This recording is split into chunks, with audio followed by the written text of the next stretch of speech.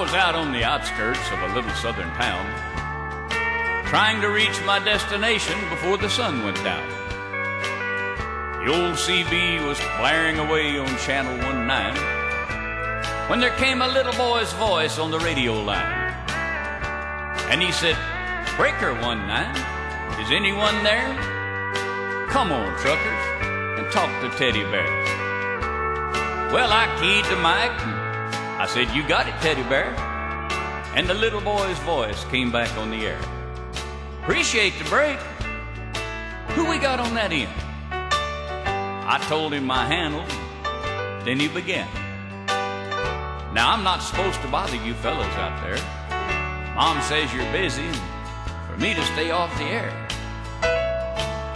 But you see, I get lonely and it helps me to talk. 'Cause that's about all I can do.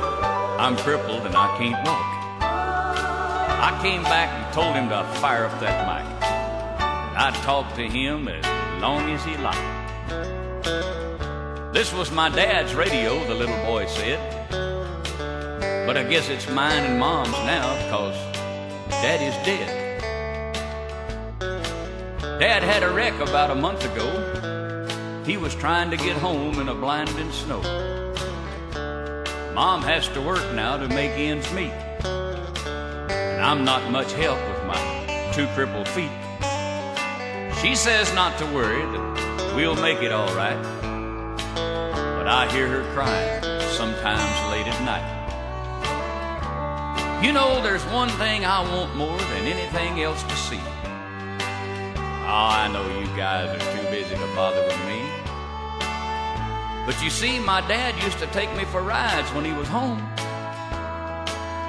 I guess that's all over now since my daddy's gone. Well, sir, not one breaker came on the old CB as that little cripple boy talked with me. You know, I tried hard to swallow, but the lump just wouldn't stay down, as I thought about my own little boy back in Greenville town. Dad was going to take Mom and me with him later on this year. Well, I remember him saying, "Someday this old truck will be yours, Teddy Bear." But I know I'll never get to ride an 18-wheeler again. But this old base will keep me in touch with all my trucker friends. Well, Teddy Bear is going to back out now and leave you alone, 'cause it's about time for Mom to come home. But you give me a shout when you're passing through. I'll sure be happy to come back to you.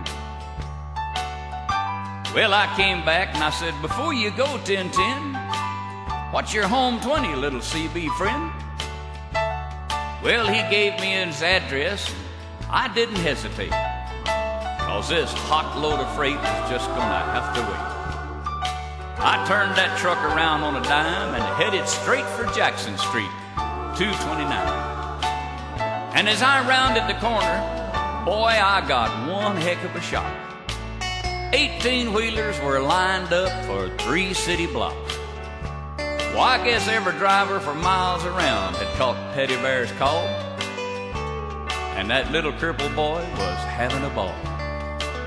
For as fast as one driver would carry him in, another would carry him to his truck and take off again.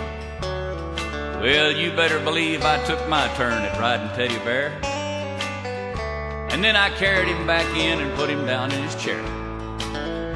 And buddy, if I never live to see happiness again, I want you to know I saw it that day in the face of that little man. We took up a collection for him before his mama got home, and each driver said goodbye, and then they were all gone. He shook my hand with a mile-long grin and said, "So long, trucker. I'll catch you again."